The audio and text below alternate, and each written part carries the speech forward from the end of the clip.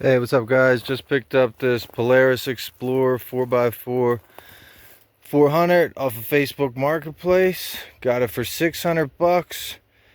The guy says that it's not running. He tried starting it up and it won't work. So first thing I did was rip the top off. First I saw that this said oil on it. I thought this was the radiator fill location. So I almost went to put water in it because I thought this connected down to this tank where it looked like, but it doesn't.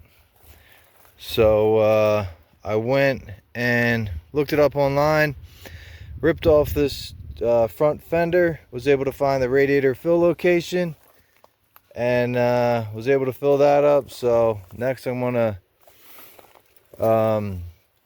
put this starting fluid in here and see if I can get this running. All right. Hey, what's up guys? Over here repairing this 1995 Polaris Xplorer, and I just got the flywheel puller in the mail from Amazon. I diagnosed the problem. This is a 300cc two-stroke, or no, 400cc two-stroke, right? So yeah, there it is, Polaris 400. I always think this thing is a four-stroke, right? Because a lot of the 4x4 off-road quads are four-stroke 400s. That's a very common one, but not with Polaris. So this is my first Polaris that I ever worked on or owned, and I gotta say I'm pretty impressed. I really like the design. I love this the design of this back brake and the front wheel drive setup. I mean, look at this beefy chain. This thing really has some meat to it. And I love this engine, this two-stroke cylinder head, 400cc two-stroke. Man, that is a monster, right? So I got it. I don't know if you saw the last video, but I bought it for 600 bucks, not running. The guy said, oh yeah, the engine might be good for parts.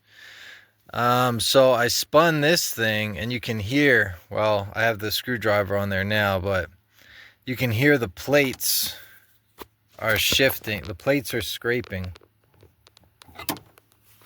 Hold on.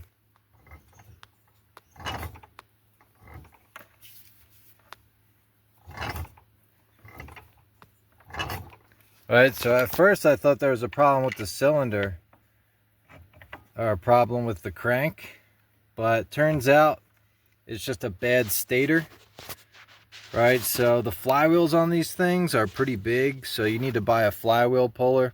I tried to do it the DIY method. There was a method online where you could just buy these bolts at the local hardware store and, you know, put a bunch of screwdrivers on there. But I don't know, I tried prying back there and hitting it with the hammer. I tried that method, but I didn't want to mess it up because I really want this thing to run. I'm looking forward to test driving this thing. So first thing that I noticed was there was no spark. So I diagnosed that. I came up here under this thing and I tried disconnecting the CDI, right? So I went and I removed, they tell you to remove the black plug on the CDI.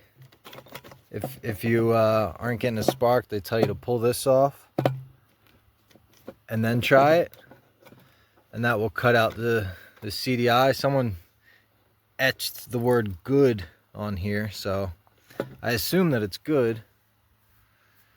But yeah, no spark. So I pulled the black wire, tried it again, still no spark. So then when I checked this, it had the sound of scraping. So that means that the stator magnets have disconnected from the plate and it's all rusted out. So it's one of the most common failures of this mid-90s model Polaris. So I figured I'd do a little video just because dirt bikes and off-roading is my hobby. So wanted to document it,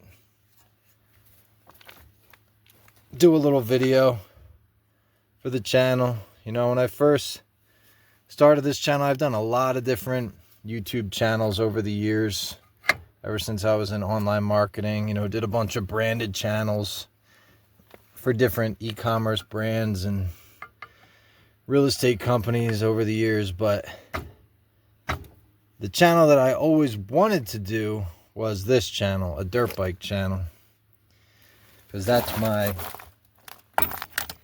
the thing that I like the most is dirt bikes. All right, so felt like something just popped there. Definitely just felt a pop. So let's see what happened. Yep, looks like it came loose. Looks like the bottom came loose first. Let's see. I'll pry that top a little. I don't think I ever pulled a flywheel before. Well, actually I did. I pulled a flywheel on a dirt bike, but never on a Polaris. You know, you always hear about these pullers. You know, if you're somebody who doesn't really do much maintenance, you always hear about flywheel pullers. You know, I've ridden dirt bikes for years. It's funny how you can ride something for years, ride dirt bikes and quads for years, and you might even rebuild a piston, put a new head on, but sometimes you avoid doing something like this, like pulling a flywheel, or you just forget because you haven't done it in years. And you're like, oh yeah, kind of forgot about that. The flywheel, the magneto, the stator, you know, all that stuff. So it looks like I broke the bead on it, but it's not coming all the way off. So as you can tell, I'm a little bit of a flywheel pulling noob, as you would say. But it's just like everything else, you know, you learn it, you try it the first time, and you learn it as you do it. All right, that's how I pretty much approach everything in life, you know. And I'm 43, so I'm still learning, you know. I've been rebuilding dirt bikes since I was a kid. When I was a kid, I had a KDX 80. That was the first bike I had. I blew the top end on it, and I tried to rebuild it myself. I pulled the head, replaced the piston, replaced the rings, and it ran. It just never ran right. And I clearly remember when I was a kid, I got it all apart, but I dropped some of the shavings down into the bottom end. Some of the blown up piston shavings.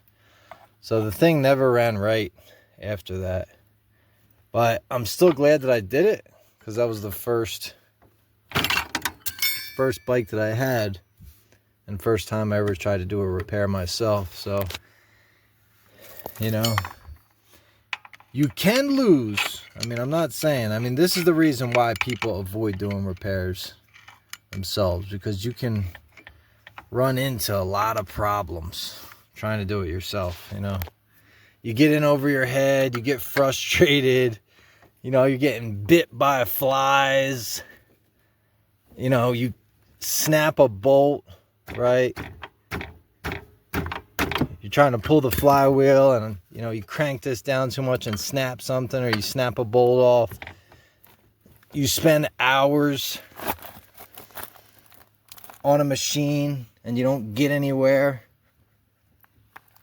you know. So those types of frustrating things that constantly happen. Like right now, it felt like it popped, but it hasn't popped all the way off. So I'm like, do I just keep cranking on it, or what? Right, because it looks like it tried to come out a little bit, but not all the way. So it's kind of hard to do while you're filming as well. So let me see what I can do here.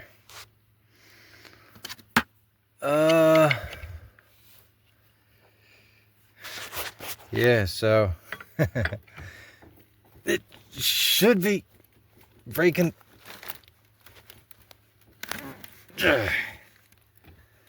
Should be breaking the bead on this thing, which it felt like it did. But not really sure. Maybe I need to push these down some more before it finally pulls the thing off. I try to just put them in a little bit, so I don't want to crank on it too hard. Oh, you know what? I just figured it out. Now that it popped off some, oh, that feels like it's almost gone. Since it popped off some, I gotta screw these bolts down more since there's more space behind it. Because when I first put them in, I had them backed out a little bit. So don't take this as a tutorial video. It's more of an experimental. I'm learning on the fly while doing a video type video that I'm just doing for fun because I worked all day inside on the computer. So this is what I do in my spare time for fun. But I just started flipping bikes on the side for fun. I mean, it looks loose. Look how loose it is. Looks like you should just be able to pull it right off. Oh wait, I have the nut still on there. Hold on. Let me take this off real quick and look at it. I think I'm learning as I go here.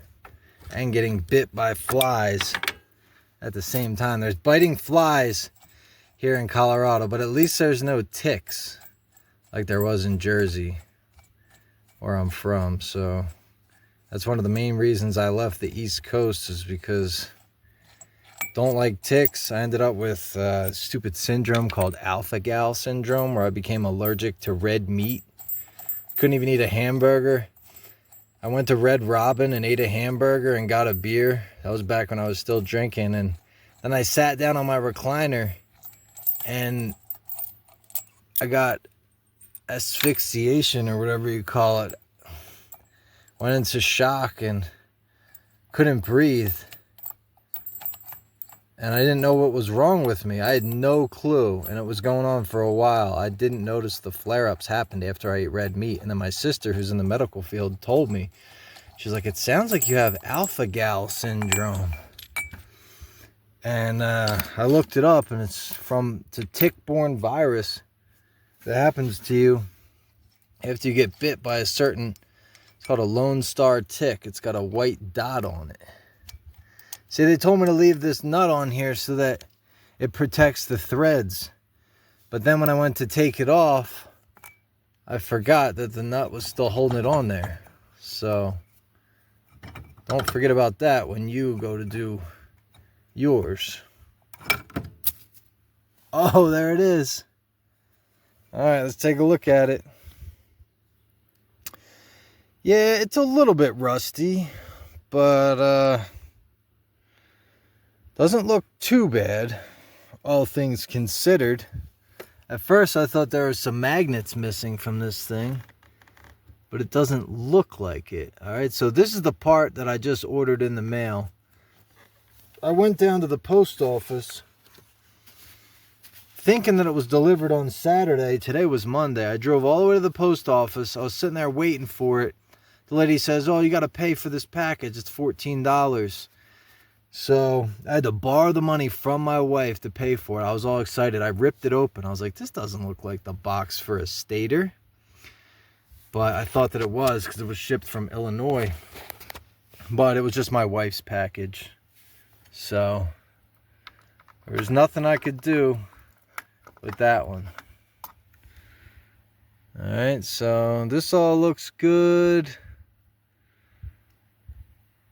So yeah, everything looks pretty good and pretty clean.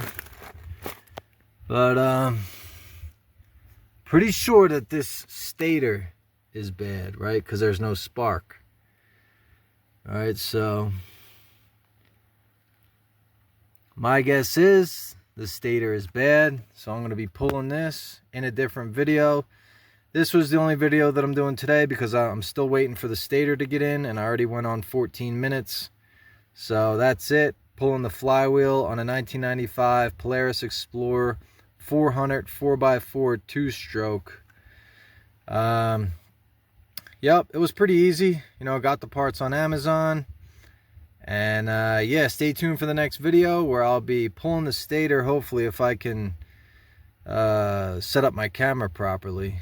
But yeah, thanks for watching, and I'll see you on the next one.